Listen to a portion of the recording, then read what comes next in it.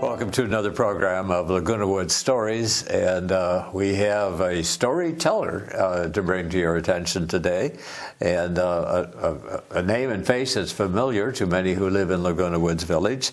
This is Charlie Redner. Hi there, Tom. And Charlie, you're familiar, and if people haven't placed you yet, that's because for about 100 years you've been doing a television show about writers and writing. That's correct. The Right Now show with Judy Saxon, and we're fulfilling a wish of our previous producer here, Nancy Johnson. She always wanted Judy and I to interview each other. Right. We never got that chance before she passed, but here I am, and you can do the honors, sir. Well, happy to do that. I feel honored.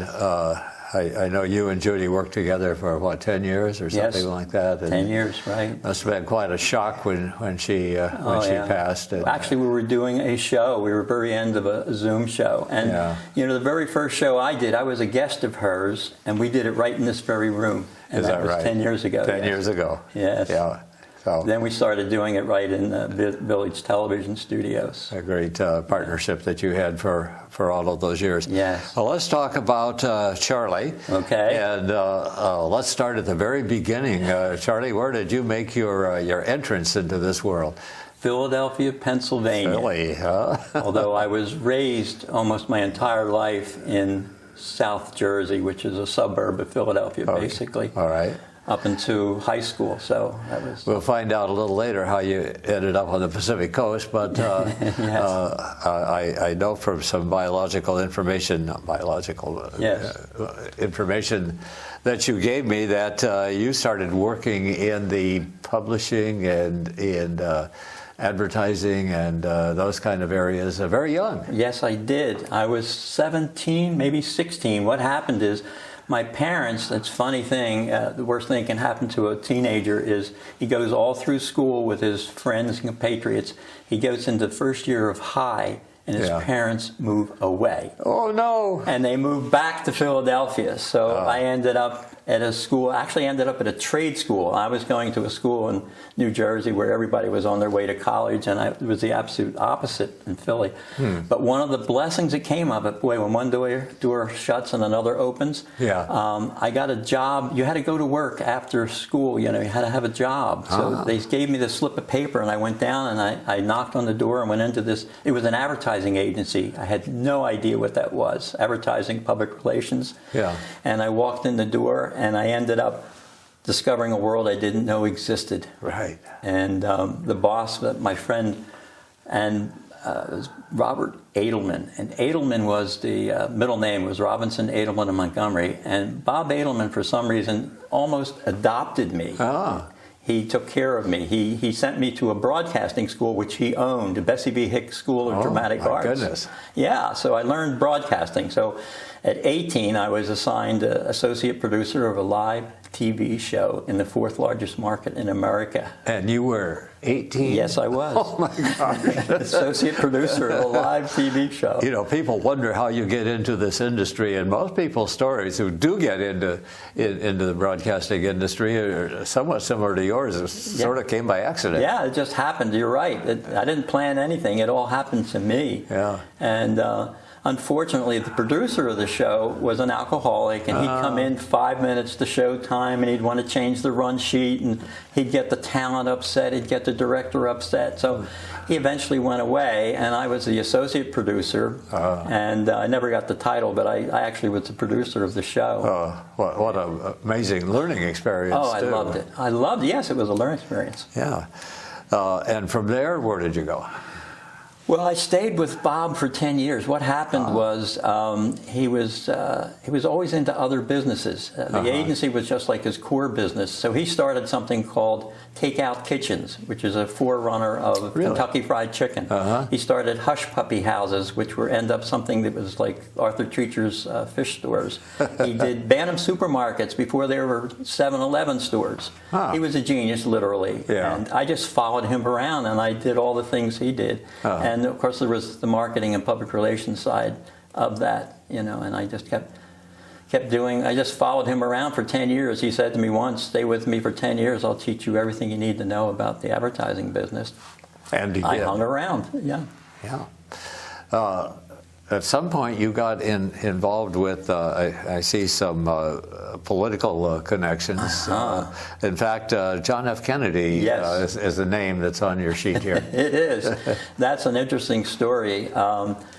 I had a press pass. We also published a weekly newspaper, so I had a press pass, and I could go almost anywhere. One of the best things about having a press pass was that you had this big press card on the top of your sun visor, and you just flipped it down. It said press. You could park anywhere in the city. So Jack Kennedy came to Philadelphia. Actually, he came to Delaware County, which is 20 miles outside of Philadelphia, to have a campaign speech in 1960. And I wasn't that excited about going to see him, but my girlfriend at the time really wanted to see him. Oh, the women really liked it. So I had to drive at 5 o'clock. I had to work all day. Drove all the way to her house in New Jersey, about 20 miles away. Drive back through Philadelphia and all the crowd, and go all the way out to Fort Washington, which is in Delaware County, and to see Jack Kennedy. When we got to it was the Fort Washington. It was a big place out there. I guess it was a convention center. And we got there so late, all the previous speakers had all talked, and it was time for Jack to come up. So we're in the back of this great big hall, and I want to say, oh my goodness, we're barely going to see the man. And I showed the usher my press card. She said, come with me. And she took me all the way down to the very front row. Whoa. The first 2 rows were completely empty, and sat me right in front of the podium with my girlfriend. Oh my gosh. And I said, well, why are these 2 rows empty? They said, well, the national press was supposed to show up, but they learned Jackie wasn't here, so they didn't. And then the end of that, and you'll see in the photograph, when he's done speaking, he reaches out to shake hands with my girlfriend, and she doesn't shake his hand. She grabs onto him, and she's hanging onto him like this.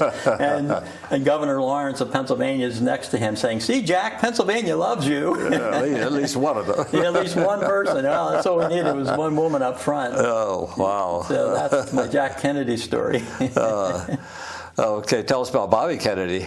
Bobby Kennedy, I was working for an agency in New Jersey that had the Camden County Economic Committee as a client, and the guy that ran it was Tom Kelly. He was a staunch Democrat, but he worked for a Republican organization. The county was basically run by Republicans. And he wasn't in favor of Hubert Humphrey, who was running for president and wanted the nomination. So we brought Bobby Kennedy, just 3 of us. We started Citizens for Kennedy, and we brought him to Camden just within weeks after he had announced. And then he, of course, was assassinated, and we lost our candidate. But we had political debts, so we needed to get rid of the political debts. And that leads to the next story, which is George McGovern. Yeah. They were good friends, the Kennedys and the McGoverns, and George said he would come and he would do a memorial dinner for Bobby. And I said, that's really wonderful. We'll have, we couldn't get anybody to come. We couldn't fill a dais alone a room. Really? And then a week before the dinner, he announced he's going to run. This is 1968, not 72. All of a sudden, I had senators calling me and wanted to be on the dais and sit next to George, and they wanted 15 minutes. I said, you get 5 minutes. I've set up the audio. I'm pulling the plug if you speak more than 5 minutes. So George came in and saved us, and he was so concerned. I loved the man. He was so concerned that it was a memorial speech for Bobby and not a stump speech for his presidency. It was interesting. Tough. Oh, it was a tough. Yeah, it was something. Yeah. There are a number of books the audience can't see right now, but one of them is called Confessions of a White House Ghostwriter. What does that have to do with Jamie you? Humes, a dear friend of mine. This is the other side. This is the Republican side. I worked for a company, Whittlesey and Partners, and his wife, Faith Whittlesey, ended up becoming Reagan's right-hand woman in the White House. She caused such a fuss there. She was eventually asked to leave the White House. She was like the Karl Rove. She just stirred things up in the White House. But she landed on her feet. She became ambassador to Switzerland for all 6 years, I guess. The 2 years she was with him in the White House. But Jamie Humes came along with the Republicans, and he was a ghostwriter for 4 presidents. And when he came to Philadelphia, he might have been writing for Reagan at the time, he wanted to use my office. I had a beautiful office in Center City, Philadelphia, so I would gladly give up my office for Jamie Humes. But he was a historian, and he knew everything there was to know about Churchill. And he'd always come in and tell me, funny Churchill stories. But this is a wonderful book about, what happens in the White House. He's a ghostwriter. And he also is the man that wrote the words that were on the first lunar lander. Oh, really? Yes, he wrote the words that got inscribed in a plaque that was put on the first lunar landing. We don't think about there being writers writing those words and assume that they're ad-libbed by the astronauts or whatever. So, no, there was a big conference held on what words were going to go on that lunar lander. Yes. Right. I read an article about the Mr. Gorbachev, tear down this wall. Yes. That was not a spur of the moment ad lib. That was a very controversial thing. Yes. Oh, it was. Whether he was going to say it or not, I don't think he knew until he got behind the podium. But what I learned about writers for the White House, it's not always the grand speeches you get. The inauguration speech or the speech before the joint Congress. It's all the little things like you're talking about. There's little things that happened. The ambassador to this country is coming in, or the president, and you have to write little pieces for each of those ceremonies that they have in the Rose Garden. Yeah, and in the day of news bites, Yes. Long speeches will never be seen or played by very many people, but a sentence, that's right, or a few words from that speech may very well be seen for good or for bad. That's true. So, that's so true. So the writer has to really think. Ask not what you can do for your country, right? Yeah. And everybody knows that line. That's right. And tear down this wall. You got two of the most famous there. And nobody remembers any other word from either of those speeches. Yeah.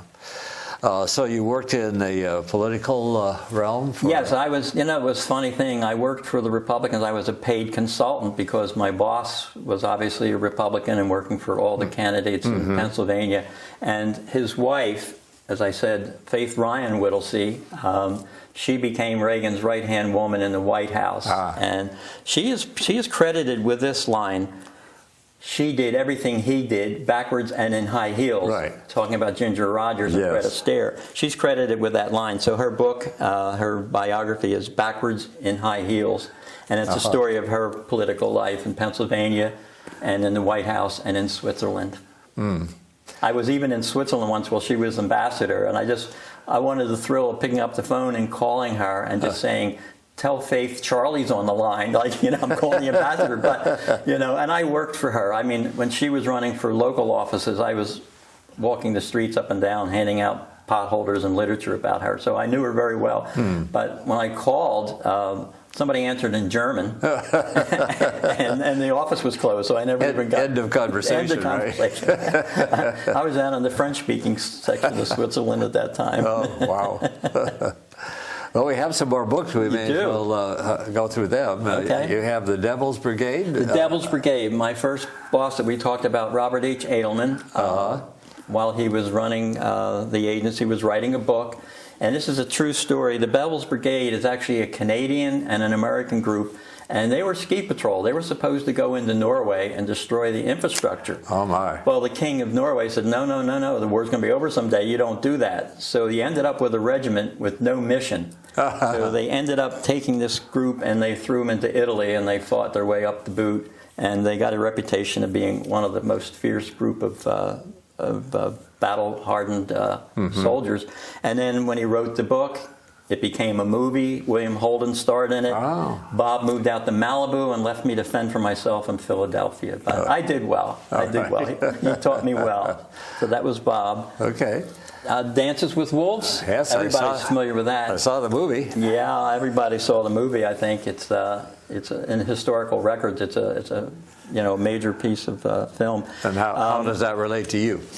I moved to Tucson and I met Michael Blake, and we just became good friends. As a matter of fact, one of the reasons I became such a good friend, I was publishing a literary anthology, and I asked him for some poetry. He said, "Oh my God, Charlie, no one's ever asked me for poetry. Oh, I love you." So we became good friends. As a matter of fact, I'll tell you how good a friend he was. He was living in Tucson when I was out here in Laguna Woods, and I was doing a poetry reading in Oceanside. And he drove all the way, 500 miles, one way, to read poetry with me. Whoa. So I said to myself, Mike, I don't know, would I do that for Michael? Would I drive 500 miles one way to read with him? I think I would, but he was a beautiful soul. And when he wrote this book, and it was such a wonderful experience for him.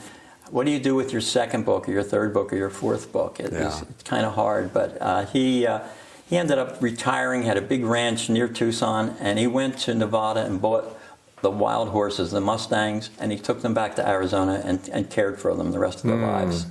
That's what he did. He had a beautiful soul. And Michael died about 7 years ago. Okay, wow. Yeah. Amazing. Well, there's some more books on the table, and the remaining books seem to have your name on them. How did that happen? They do. I was living in Tucson, and I went to the Southern Arizona Writers Association, and they sponsor an annual writers conference. And they had a poet as the keynote speaker on a Saturday night, and Taylor Mali, M-A-L-I. And Taylor was so entertaining, and I had never written poetry all through high school, college, whatever. But boy, I fell off the chair laughing at his poetry, and I'd get up crying because he would do very serious works too. And I started writing poetry right then and there, and I never stopped. So I published my first book of poetry. Wow. This book is called Down But Never Out.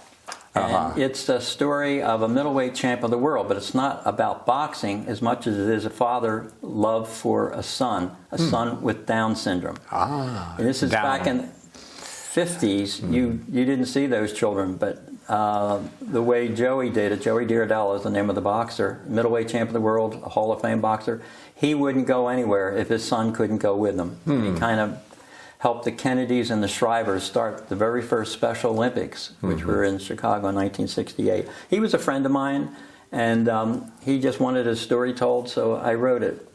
Wow, wonderful. And again, while I was in Tucson, Terror Travels the Devil's Highway. It's a book I wrote, and it's about terrorism coming through Mexico at the time of the 9/11, and it was Khalid Sheikh Mohammed, and many people don't know this, but he wanted 10 airplanes to fly into 10 different cities across the country. And Osama bin Laden said, no, let's just do 4 planes from 4 eastern cities with eastern targets. And the logistics obviously would have been something. So I just wrote this book, What If?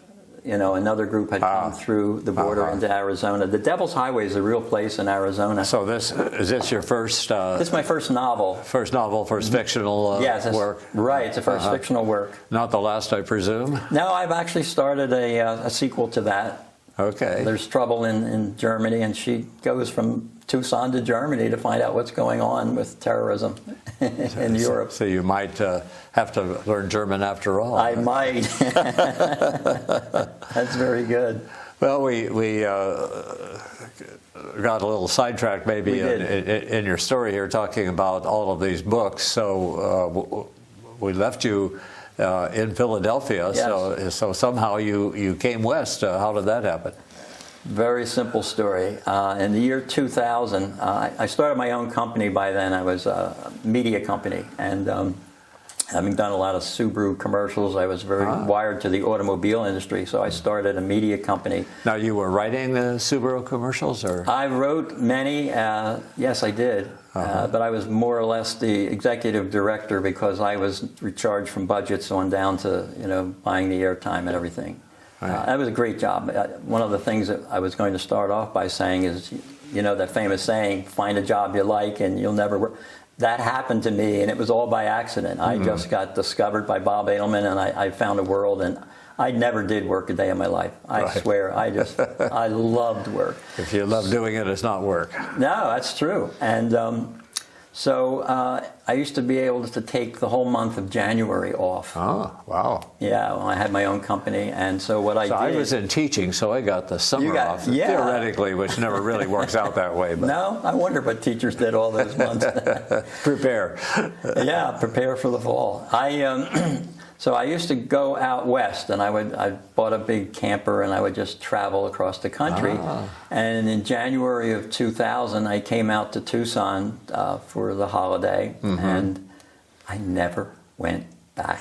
Bought a home in Tucson. I went back to get my my furniture and clothing, and I moved to Tucson, and I loved it. something magical. I also bought a place up in Durango because I needed to get away for a couple of months. Durango, Colorado, not Mexico. Yeah, beautiful, beautiful. I ended up spending like 8 months in Durango and 4 months down in Tucson. But I had brought my in-laws with us to Arizona from New Jersey, and I couldn't leave them alone anymore. They got to that age. So my brother-in-law lived in Mission Viejo, so we just brought everybody here to Laguna Woods and moved here to take care of them. Ah, okay. And that's how I ended up. That's how you ended up in Laguna Woods, right. So, and it's been a blessing. I mean, oh my God, Laguna Woods. Yeah. And you somehow got started doing a television show. I did. You started, I think, right here in the video studio of the video club. Yes. What happened was Judy Saxon was doing the interview show. I think they called it Right On at that time. And I had just written this book, and I was invited on to discuss it, Tarot Travels Devil's Highway. So I became a guest on Judy's show, and then eventually I was asked if I would like to, be the co-host with her. And then we started doing it at the Channel 6 studio, just going in there and doing it. And that was something like 10 years ago. It was 10 years ago, yeah. Yeah. So, yes, it was. So tell us a little bit about that show. Over the years, you had a lot of pretty impressive guests. Well, mostly, when we started, we were doing it in the studio. We would have authors come in from, say, San Diego up to maybe L.A. And so they were pretty much local. And a lot of Laguna Woods, I mean, we will interview authors, and we did from Laguna Woods. But when the COVID hit, we had to go to the Zoom broadcast. And I just started calling friends that I knew, I had met over the years, and we did end up with quite a list of people that have written, New York Times bestsellers.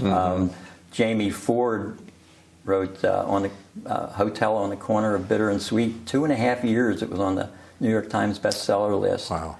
And so we started doing, the Zooms, and a friend of mine lived in Florida at the time, and I did a review of him. And well, that gave you an opportunity in two ways. You can call anybody in the world, really. That's right. If they don't have to actually come in, and they had time because they weren't out speaking somewhere. I had a friend from London. I did an interview with a friend from London that wrote a book. I did another one from a Canadian woman. And as I said, I did a friend down in Florida. So we were able to go around the country and around the world, So the only thing I didn't like about it, I never got the lighting right. If you ever saw the show, I mean, I'm as white as Casper, and I just never could get the right equipment in. I bought lights, and I tried to set up and do everything like you do here, but I had no luck whatsoever. Oh, dear. And Judy looked so beautiful, and all she had to do was open the blinds, and she was gorgeous, and she looked great every time. That's not fair. No, it wasn't fair at all. So the show right now, I think, is in reruns. It's in reruns, and we're not going to renew it. But starting in January, I'm going to do a show called Writers and Readers. And I'm going to do authors again in the studio. The first guest I have will be in studio. And then we will be able to Zoom, and we'll have a TV screen behind me. We'll be able to do Zoom and have big screen headshots of the authors. And then we will have alternating shows. I'll bring in readers. As a matter of fact, there are 3, and I'd like to give a plug out if I might. Sure. There are 3 book clubs at the library here in Laguna Woods. One meets on, I think, Tuesday, one on Wednesday, and one on Thursday. And I've been going to them, trying to, and I've never been to a book club, and I'm trying to find out, You have never been to a book club? No. Oh, my gosh. No. That's startling. I know. I mean, I was too busy writing and reading. I guess I didn't go to book clubs and discuss books. But the one thing, and the reason I want to plug those clubs, they're all women. There's about 20 in each group, and they're all women. Yeah. Now, I love being around women. As you know, I was the videographer for the Aquadettes for 5 years, and I was around those girls all the time. Right. But I want some men to stand up and go to the library and find out about these book clubs. I'm going to go back again, but I would love some company, male company on this side. Yeah, wow. I have noticed that, and I have been involved in book clubs, but I've noticed that book clubs are primarily women for some reason. Women seem to be more likely to be readers than men. And the one, I think it's Thursday or Friday, that one group, they only read women authors. So that group is a little selective. Yeah. But there were only 4 out of the other, there's 24 books. I only saw 4 other male authors. So maybe some men join those clubs will get some more male authors in the mix. So how are the book clubs related to your new show?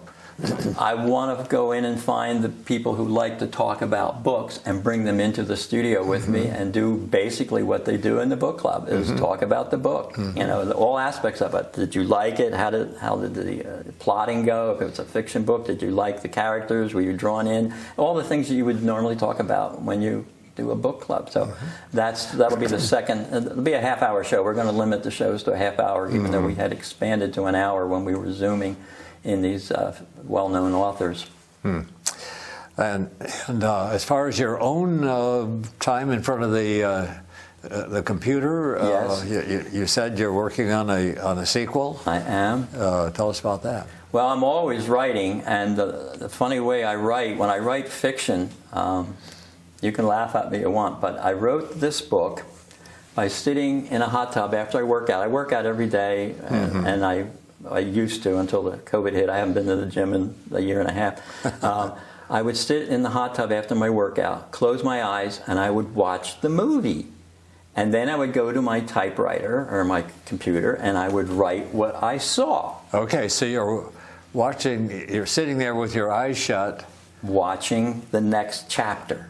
And it unfolds in your mind right in front of you. Except, I got to tell you, characters have a mind of their own. I've always heard that. It's so true. I had this, Maggie Lopez is my heroine in this book. I had her driving north on 10, and I was determined that she wanted to go to Texas, which is just follow 10, you'll go to Texas. No, she continued north, and she ended up at my sister's house in northern Arizona. Now, you tell me about that. That wasn't the picture I saw. That was the character. She knew where she wanted to go. She needed to hide out, and that's where she went. I'll be darned. So that's how I write. So now I have to do the same thing to do the sequel. I got to just sit and think about the next chapter, watch the movie, and then go write it. Somebody called that taking dictation from God. It is. It is. Same thing used to happen with this book of poetry. I never wrote poetry, but where does it come from? I mean, it just arrives at the tip of your pen. You know, it's just that's the way it works. Yeah. But I'm writing everything. I've written my entire autobiography already. Really? Yeah, I took 3 classes right here in Laguna Woods. A woman taught this guided autobiography class, and through the course of, take it 3 times, there's Gab 1, 2, and 3, you end up writing your entire biography. So well, we've heard a chunk of your autobiography on this show, so we look forward to seeing the official book. And Charlie, we have run out of time. Oh, I don't believe it. So soon. I'm such a talker. Gosh, thanks so much for coming in and sharing it with us. Thank you for having me, Tom.